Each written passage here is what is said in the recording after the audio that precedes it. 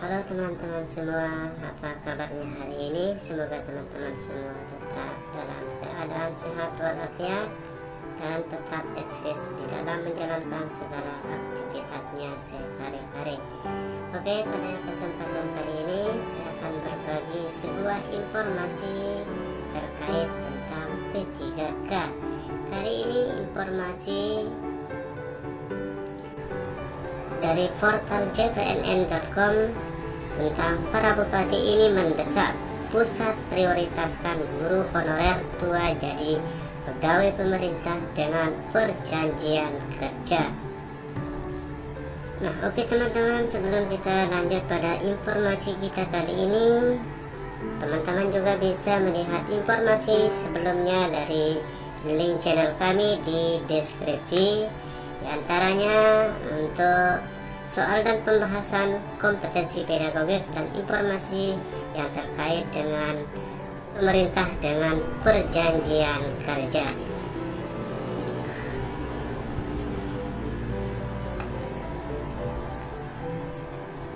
Nah teman-teman, sebelum kita lanjut, sebagaimana biasa, jangan lupa dukung channel ini dengan menekan tombol like dan subscribe channel ini, aktifkan lonceng notifikasinya agar tetap terupdate dengan informasi-informasi terbaru dari kami. Oke teman-teman, kita mulai saja dari portal jpnn.com. Sejumlah kepala daerah mendesak pemerintah pusat untuk memprioritaskan guru honorer dengan masa pengabdian panjang dalam seleksi pegawai pemerintah dengan perjanjian kerja atau P3K. Pemerintah pusat diminta mengawal agar para guru honorer menjadi P3K guru dalam seleksi berikutnya, terutama bila diadakan seleksi P3K 2022. Bupati Wonogiri Joko Sutopo menyebut dua problem besar dalam seleksi P3K guru saat ini. Pertama, terjadi inkonsistensi dalam syarat seleksi. Orang yang tidak aktif mengajar, bahkan fresh graduate, bisa mendaftar. Ini sangat memberatkan guru honorer yang sudah bekerja bertahun-tahun karena diadu dengan pelamar umum, ucap Joko Sutopo dalam rapat dengar pendapat panitia kerja formasi guru tenaga kependidikan P3K Komisi 10 DPR RI pada hari Senin tanggal 4 April 2022. Oleh karena itu, Sutopo meminta pemerintah pusat memberikan keadilan kepada guru honorer yang dengan ikhlas sudah mengabdi bertahun-tahun lamanya. Yang kedua, anggaran P3K guru yang konon masuk APBN tetapi nyatanya tidak ada penambahan. Joko mengungkapkan alokasi dana alokasi umum atau DAU yang diberikan pusat tidak mampu mengakomodasi seluruh guru honorer yang lulus P3K. Kondisinya makin sulit karena pemerintah daerah atau Pemda juga diminta untuk membiayai sejumlah program nasional. Program P3K guru ini menambah beban Pemda karena daerah harus membiayai gaji dan tunjangan, sebab tidak ada tambahan DAU untuk P3K bebernya. Senada dengan itu, Bupati Lampung Timur Dawan Raharjo menyebut daerahnya tidak lagi menganggarkan seleksi P3K guru tahap 3 karena beban anggaran sudah sangat besar.